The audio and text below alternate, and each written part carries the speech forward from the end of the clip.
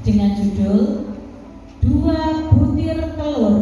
Nah, di suatu tempat ada 2 butir telur. Nah, 2 ini punya sifat yang berbeda.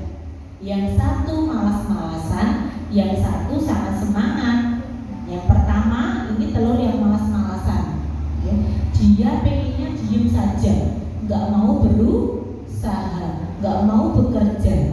Ya, telur yang kedua ini selalu semangat, walaupun banyak rintangannya, walaupun susah, dia tidak menyerah, selalu berusaha. Nah, tiba-tiba mereka bercakap-cakap atau berdiskusi. Nah, telur yang kedua berkata, "Wahai telur pertama, apa yang kamu inginkan di dunia ini?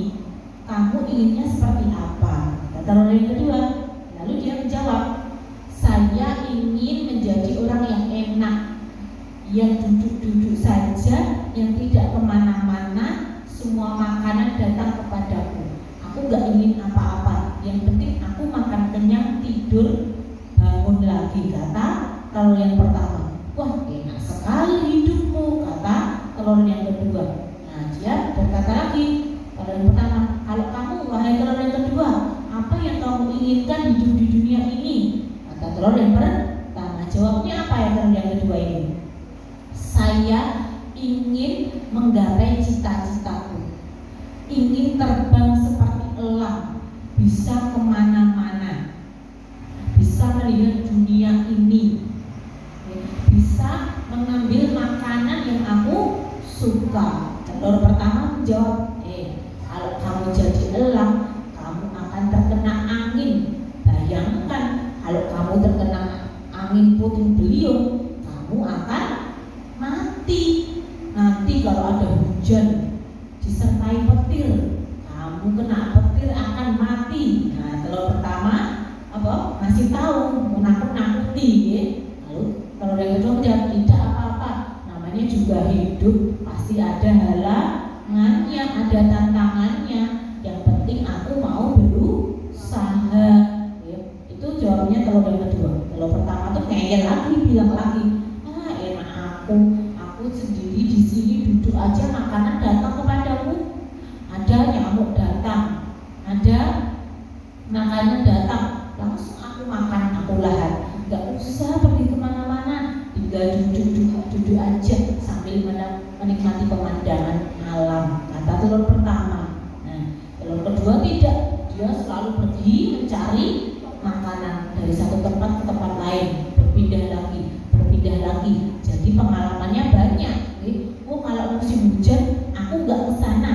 Oh, kalau musim kemarau aku nggak ke sana. Dia sampai hafal cuaca karena berpengalaman, sering pindah-pindah tempat.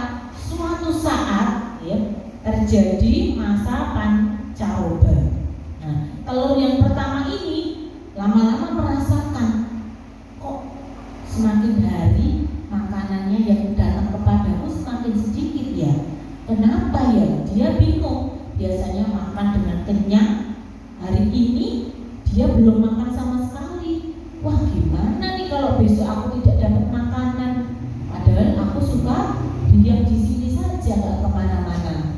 Nah, beda lagi yang telur kedua ini. Tahu kalau ini masa pancaroba, dia pindah tempat, mencari tempat yang masih banyak makanannya, muter dia. Nah, ini karena tadi pengennya seperti elang, bisa kemana-mana mencari makanan. Akhirnya bisa makan dengan kenyang. Dia kembali lagi ke tempat yang telur pertama. Telur pertama, "Kenapa kok kamu lemas?" "Iya, aku mau meninggal," katanya. "Kenapa?" "Karena tidak makan 3 hari." "Wah, lama sekali kamu tidak makan. Ini aku kasih makanan.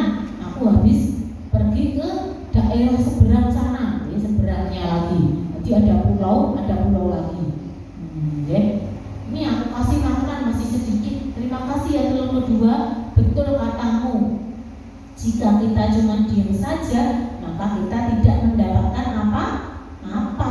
Kalau kita mau berusaha, pasti kita akan mencapai cita-cita, walaupun tidak mudah. Halangan, rintangan, cobaan, hambatan itu pasti datang. Tapi jangan khawatir, Kita kan punya Allah. Jika kita mau berdoa kepada Allah pasti dikabulkan, asalkan kita mau berusaha, jangan menyerah. Seperti teman-teman juga saat belajar, jika menjumpai soal-soal yang sulit, menyerah atau diteruskan belajarnya?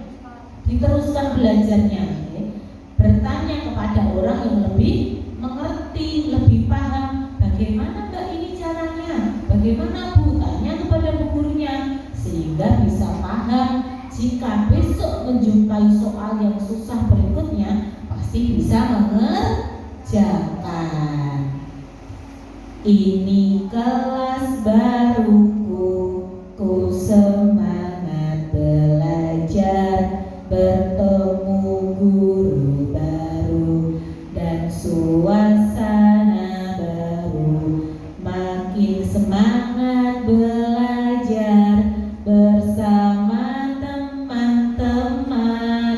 Semangat, semangat, ku semangat belajar.